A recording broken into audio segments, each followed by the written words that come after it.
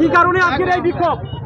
আজকের আমাদের মূলত এই বিক্ষোভ আমরা ভারতীয় জনতা পার্টির এই ডায়মন্ড হারবার বিধানসভার একনিষ্ঠ কর্মী সব আমরা যুব সমাজ 2021 সালে নরেন্দ্র মোদীজির আহ্বানে আমরা দলটা করতে এসেছিলাম, কিন্তু এসে আমরা আজকের ঘর ছেড়ে কেউ মার খাচ্ছি, আমরা এভাবেই আমাদের চলতে হচ্ছে।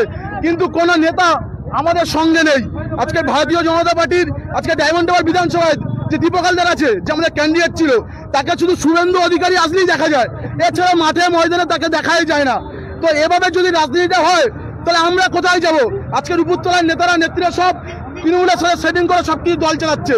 আজকে সেই কারণেই আমাদের বিক্ষোভ ছিল, এবং এই বিক্ষোভে আমরা সুকান্ত মজুমদারের কাছে একটু কথা বলতেছিলাম সাথে, কিন্তু সেই সময়টুকু আমাদের দেওয়া হলো না। আমাদের সিআরপিএফ বাহিনী ছড়িয়ে দিয়ে ঠেলে দিয়ে আপনাদের ক্যামেরায় আছে, তারা বেরিয়ে গেলেন।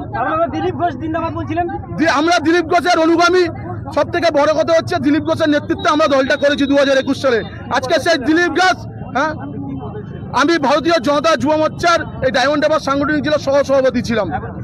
এখন আমি কোনো পদে নেই, কিন্তু আমরা দলের সাথে রয়েছি। আমরা চাই আমরা দল করতে, দল আগামী দিনে আরো বাড়ুক। আমরা মার খাই, যা খাই, জেল খাটি, আমরা দলের সাথে থাকতে চাই, কিন্তু নেতারা তৃণমূলের নেতাদের সাথে সেটিং করে এভাবে দল চালালে দলটা চলবে না। আপনি তো দলের লোক তো। হ্যাঁ, অবশ্যই আমাদের দলের লোক, আমাদের নেতা আমরা মানছি, কিন্তু সেই জায়গা থেকে তাকেও ভাবা দরকার যে দিলীপ ঘোষ হারিয়ে যায়নি। দিলীপ ঘোষ ছিল আমাদের নেতা। দিলীপ ঘোষ আজকে 3 থেকে 77 দিলীপ ঘোষ করেছে, আজকে 2 থেকে 18 দিলীপ ঘোষ করেছিল। সেই জায়গায় দিলীপ ঘোষকে আজকে এরা সরিয়ে দিয়েছে। কি নাম আপনার? আমার নাম রাজু দাস।